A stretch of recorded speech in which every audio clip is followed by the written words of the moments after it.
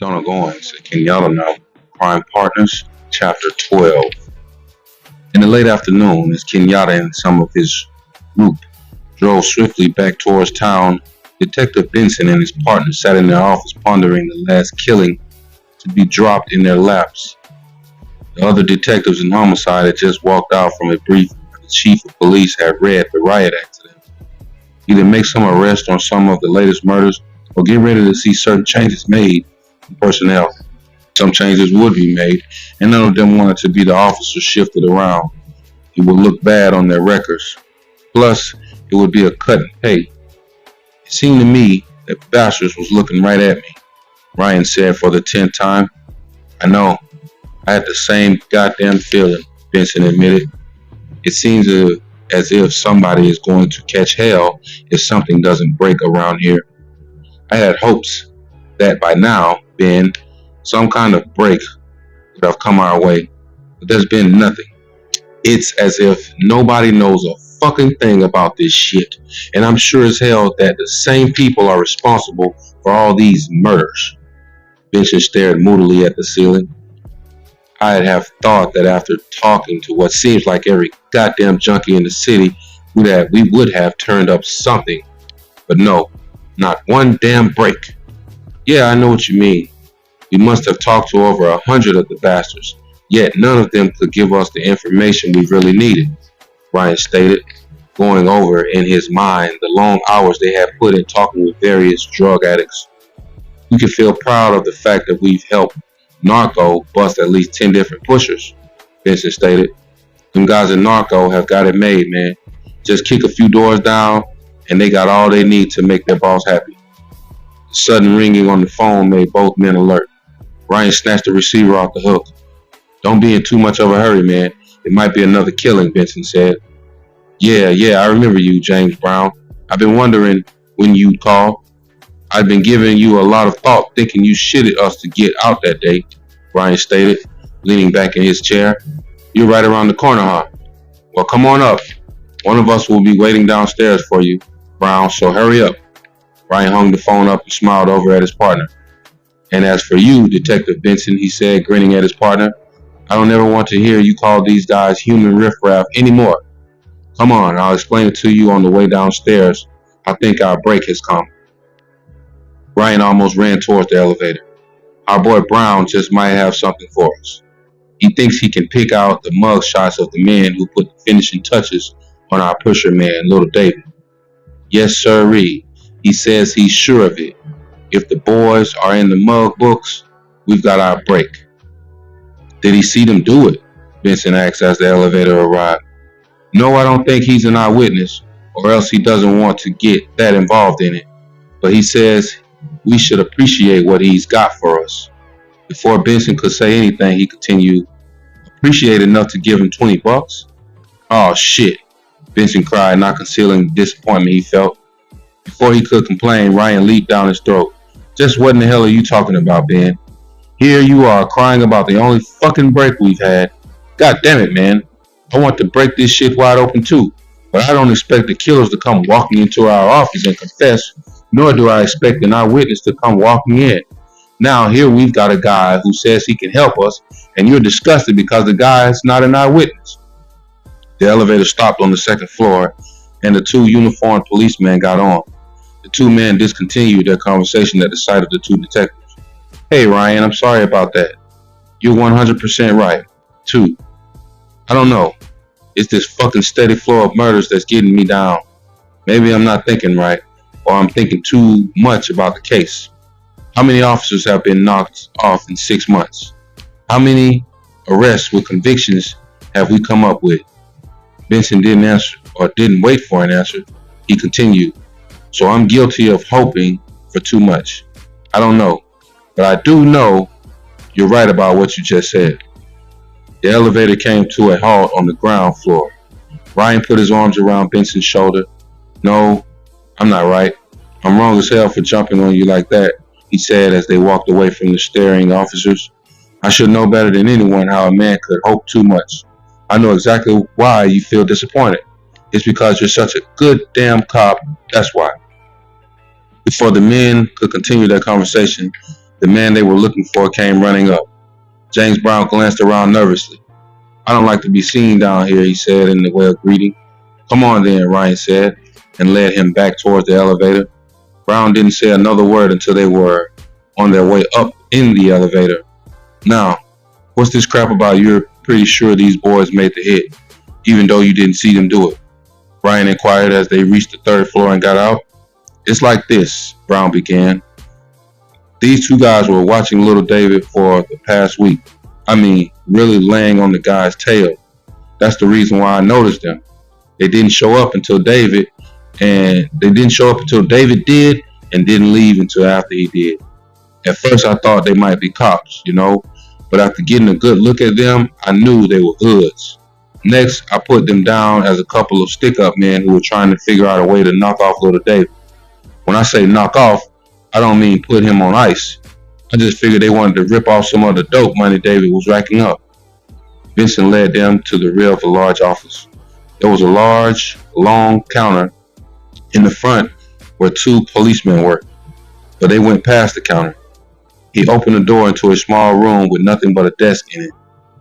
There were 4 hard-back chairs scattered about. Vincent held the door open for the other 2 men to enter. Then he went back out. In a few minutes he returned carrying 3 large books. "I figured we start with the books that contain all our hold-up men," he stated as he dropped them on the desk. "Damn, Ryan, these bastards are heavy. I don't know how those women handle them." "I do," Ryan replied. "They don't try to carry 3 of them at a time." Both men laughed, then fell silent as Brown started turning the pages. He finished the first book quickly. "I saw quite a few people in that one that I know," he said before opening up the second one. He hesitated, then asked, "If I find what I'm looking for, you guys are going to kick out the $20, ain't you?" The 2 detectives glanced at each other before one of them made a reply. We don't make it a habit of kicking out money. It has to come out of our own pockets, Brown." Brown shrugged and closed the book. His intentions were plain. "Man, that's why I asked you about the 20 before I came up. I didn't want any misunderstanding. You wouldn't like to try out the 9th floor lockup, would you?" Vincent inquired harshly. His temper was at a boiling point. It wouldn't take much to make him slap the man in front of him. Brown shook his head. "Nah, man. I don't want to get locked up, but that wouldn't help you bust this case open either." "Okay, Brown. You find the picture, then we'll see what we can do about your 20, Ryan said, playing the part of the peacemaker. Reluctantly, Brown began to thumb through the mugshots again. He worked his way through the book slowly until he almost finished with it. Then he saw what he wanted and stopped. Under their pictures were the nicknames Mutt and Jeff. Quickly, Brown glanced at the address. No known address. He quickly memorized all the information he could. This was what he had come for, this very information. Not for the funky $20 bill he was trying to milk out of the officers. The cheap bastards, he called them under his breath. Brown was shooting for way more than chump change. He had heard the wire on the streets. The information in front of him was worth far more than $20. Yes, sirree, he told himself.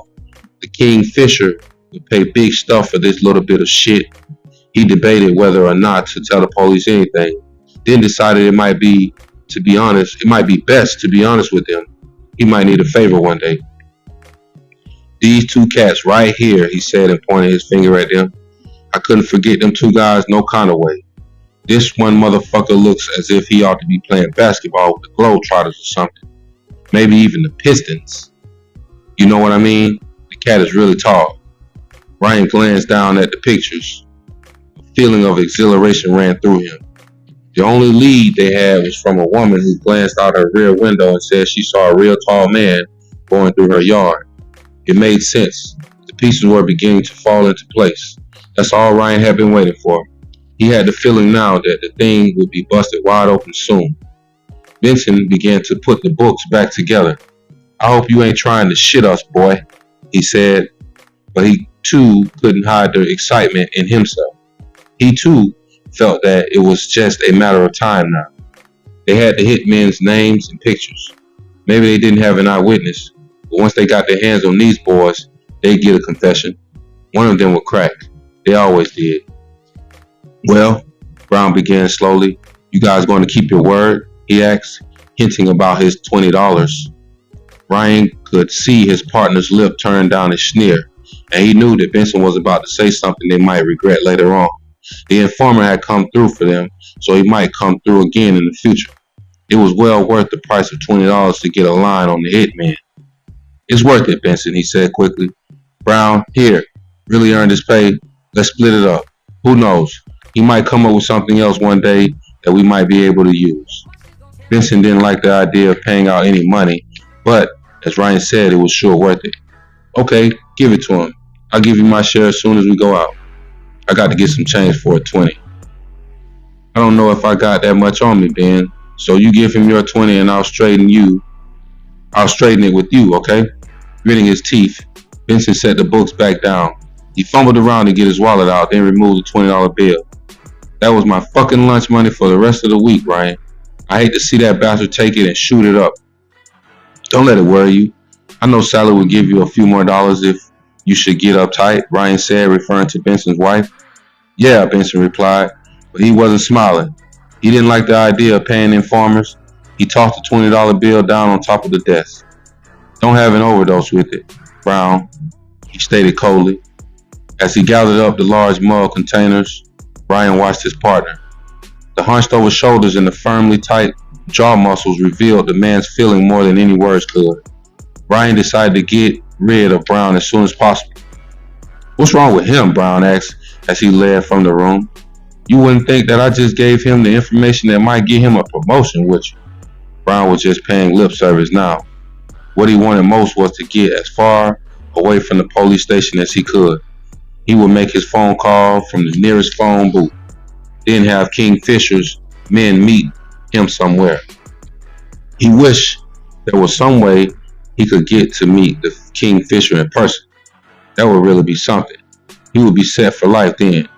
Anytime you worked for a man as big as the King Fisher, you had to handle big cash. How, he thought, kept flashing through his mind. If only he could set up an appointment, he felt sure he could sell himself to the man. Okay, Brown, now you keep in touch here, Ryan said as they reached the elevator. Don't worry about me, man. Just check your partner out. I hate to work for people that don't appreciate what I'm doing. I could get killed for this shit, whether or not you guys realize it. I mean, your buddy has his fucking mouth pushed out over $20. Yet I put my life in Front Street to help you guys out. I ain't getting no credit for this shit. I'm just doing you a favor. You know what I mean? Damn, Ryan said to himself, stepping back so that he wouldn't have the man talking directly in his face. Brown's breath stank like yesterday's turds.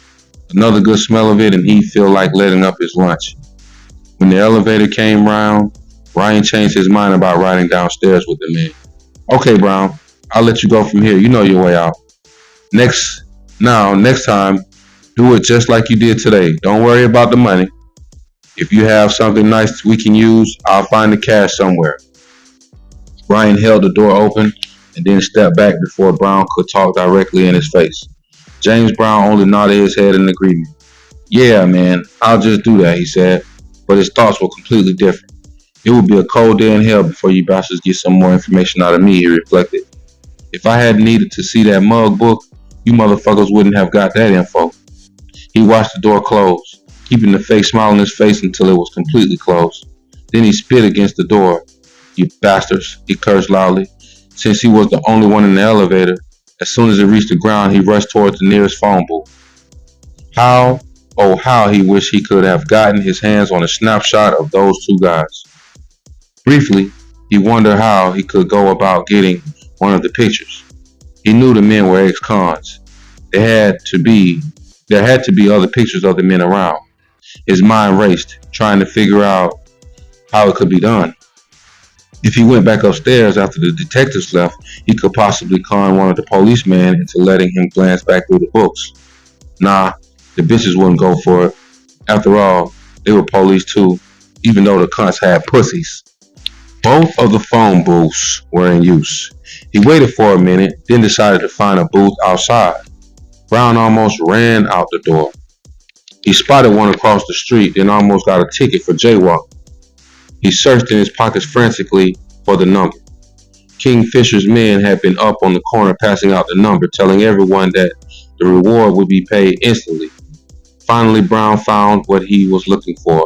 Then he had trouble finding a dime. For a second, he thought he might have to go back across the street and get change for the $20 bill. He finally found a dime, dropped the coin in the box, and dialed the number. Just as quickly, he got a busy tone.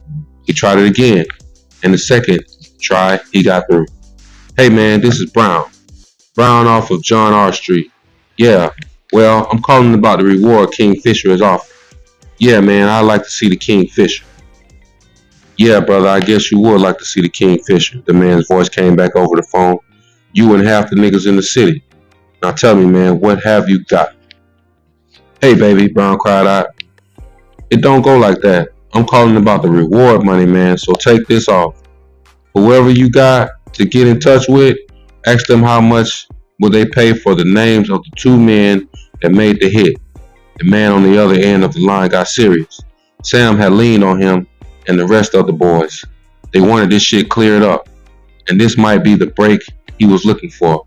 "Listen, Brown, give me that number and I'll get right back to you." "Okay, brother, 366-8247. But listen, my man, find out how much they're paying for the names here. I can't give you guys addresses, but I can sure tell you where they hang out at." "Okay, Brown, just hold on, man." The line went dead in his ear, and in 3 minutes the phone rang. "Brown here," he said into the receiver. "Listen, Brown, I'm going to send a car to pick you up. Where you at?" Brown hesitated for a minute. "Hey, Brown, do you expect to pick up your money, man, if we don't do business with each other in person?" the voice asked. "Okay, my man," Brown answered quickly. "How about picking me up on the corner of Brush and Venor Highway? How long will it take?" "We're leaving now, man. We'll be in a black caddy. So when you see it cruise up, you'll know it's us." "Oh yeah, Brown. Don't let this be no bullshit, man, cause we ain't got no time for games." "Don't worry about it." The phone went dead in Brown's ear. He hung it up and started walking. He figured that by the time he got there, they should be pulling up. He was right. He hadn't been on the corner 5 minutes when a black Cadillac came up and stopped. Brown glanced at the two men sitting in the car as he walked up. Well, he told himself, here goes everything. They shouldn't do anything to me, he reasoned, since I got the information they want. Maybe I'll really get a chance to see the Kingfisher after all. As he neared the car, the door opened. The black man on the passenger side got out and got in back. "You Brown?" the man asked as he came up. He could only nod his head in agreement. "Get in." It was more like an order than anything else. The car pulled away from the curb before he could get the door closed tight. "What's the guy's name?" The question came harshly. "How much cash is involved, man?" Brown countered. "I done told you once, Brown, that we don't play games. Now, who are the motherfuckers who knocked off David?" The feel of cold blue steel against his neck started Brown to sweating. "Brown, we ain't joking with you, man. We want them names."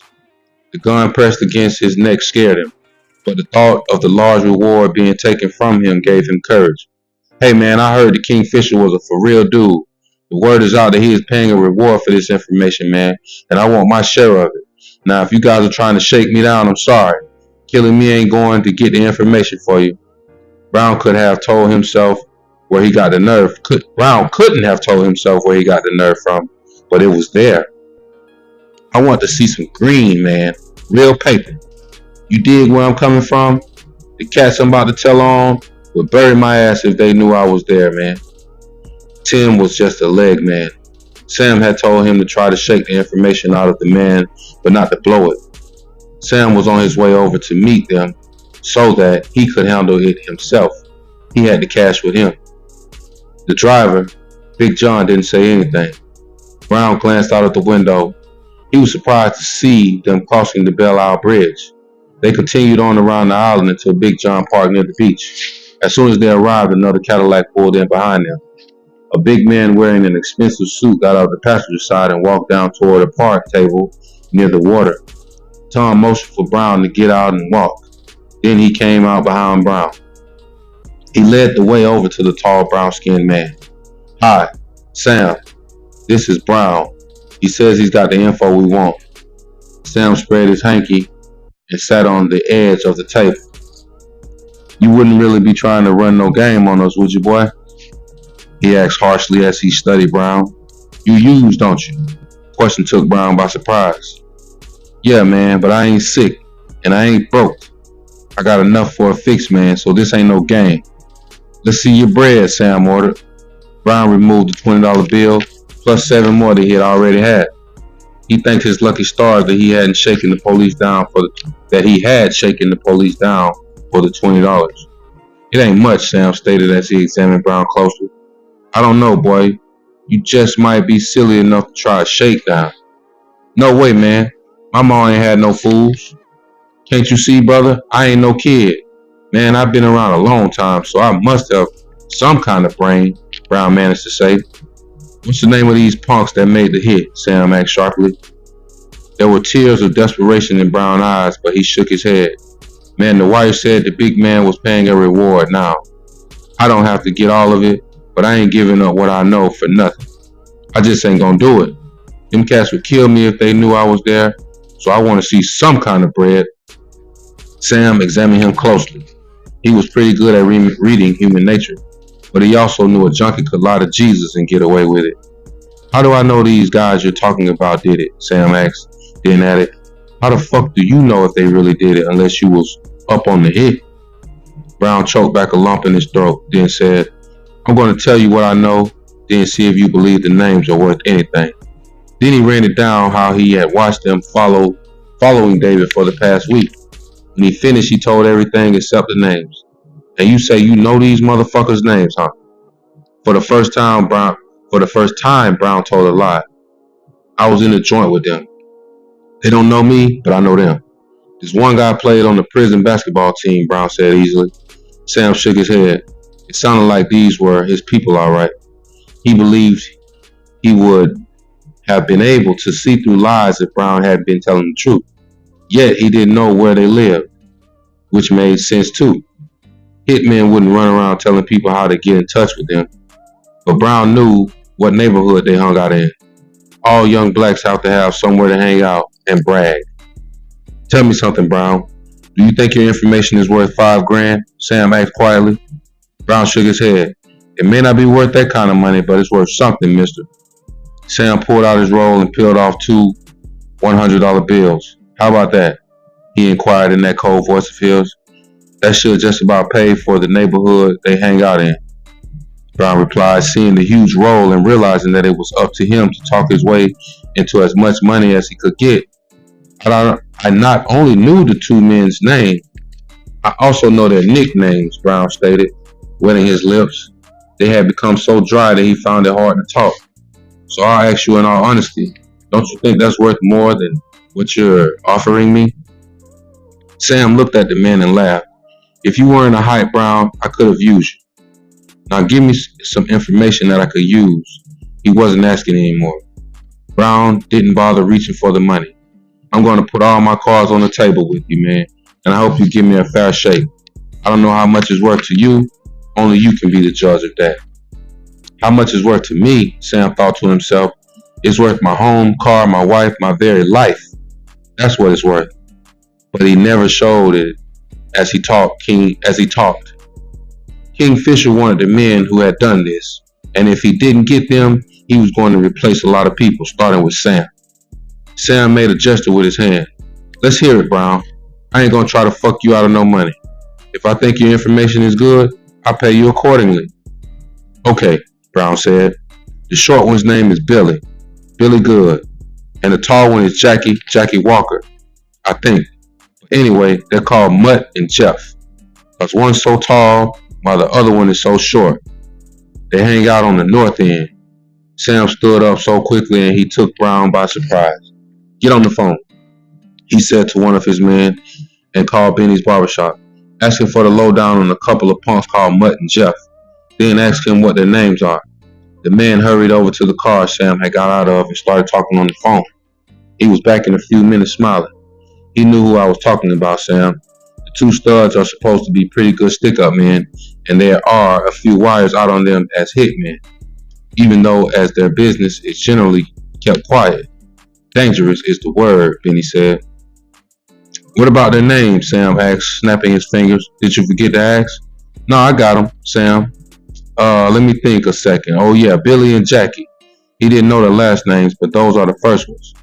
Sam smiled broadly, but the smile didn't reach his eyes. He was sure they had gotten their men. It was just a matter of time now. Go back and tell Benny to get a line on where the two of them stay. He ordered and waited until the men left.